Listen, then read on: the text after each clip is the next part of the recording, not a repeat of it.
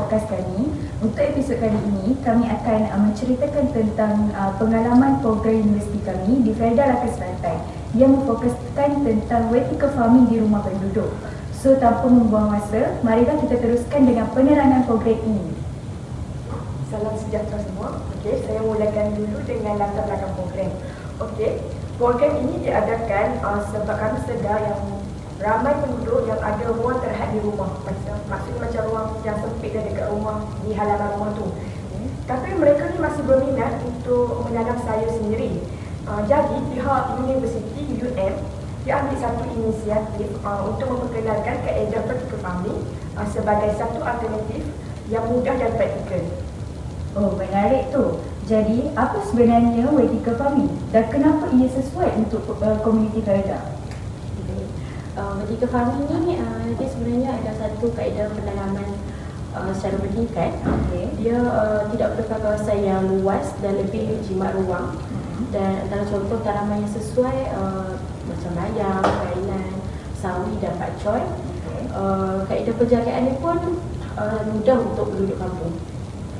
So, sepanjang program dijalankan, apakah aktiviti utama bersama penduduk? Untuk aktiviti utama di mana kami juga membuat satu kalimat di mana kami menerangkan bagaimana dengan untuk menjaga PSIR itu antara 55 hingga 65.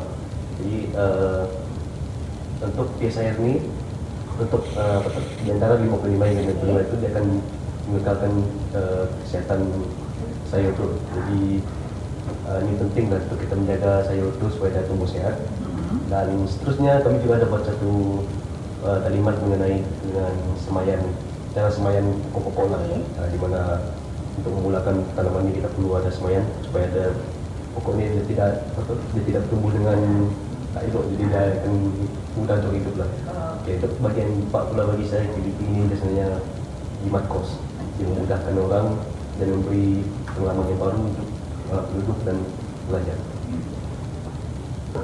Okey, seterusnya kita masuk kepada peranan masing-masing. Najwa, apakah peranan anda dalam program ini?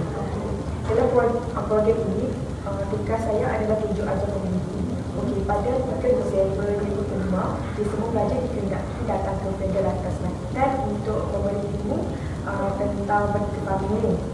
Daripada kita tunjuk ajar pasal cara semayan, lepas tu memberi bajet yang secukupnya. Kadang-kadang penduduk di sana pun macam first time tengok macam vertical farming. So macam kita nak ajar tu kena slow satu persatu baru macam mereka faham dan mereka faham lah. So, Amira?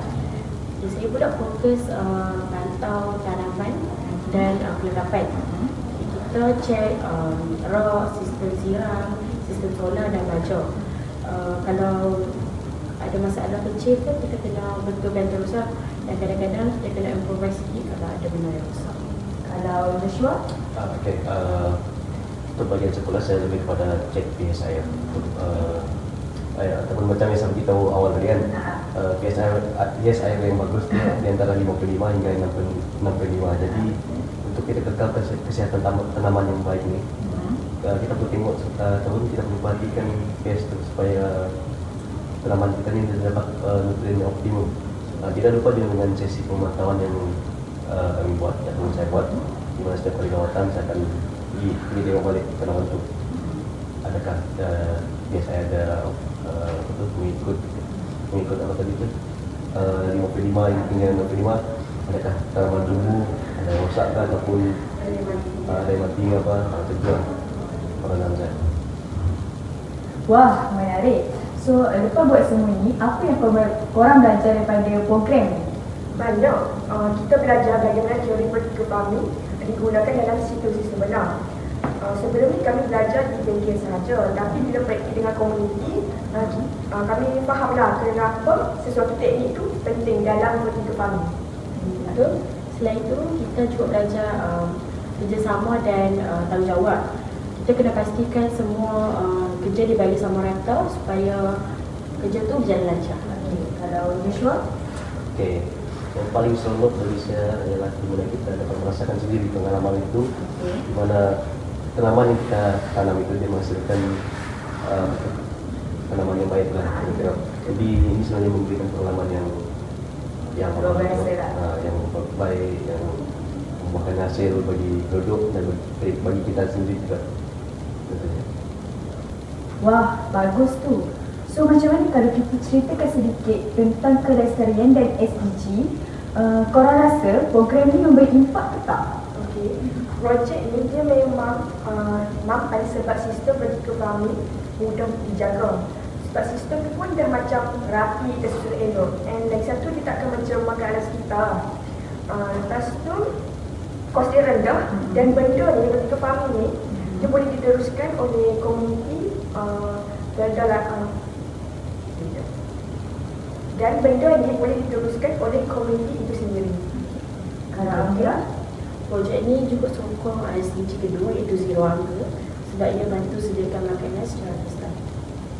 Kalau Joshua? Selain itu, projek ini dia juga boleh dikomersialkan dan dijual untuk pendapatan penduduk.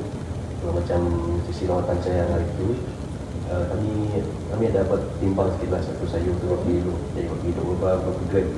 Jadi kami dapat dalam around 400 hingga 500 gram. Jadi bagi saya tu kalau dah dua sayur tu dah sampai 1 kilo lebih mungkin. Jadi macam mana kalau dah jual satu flag, memang dah dapat untung banyak lah. Jadi dia memberi hasil yang baik untuk penduduk sebenarnya, menambahkan pendapatan mereka yang memerlukan. Dan daripada tak buat apa dekat rumah, so macam kita bolehlah tanam sayur sayuran lah. Maksudnya macam kita buat vertical farming tu. Okey, itu sahaja perkongsian daripada kami. Projek Sulam di Felda Rakan Selatan ini bukan sahaja memberikan kami pengalaman yang praktikal, tetapi juga mengajar kami tentang erti kerjasama dan tanggungjawab sosial. Terima kasih kerana mendengar podcast kami. Jumpa lagi.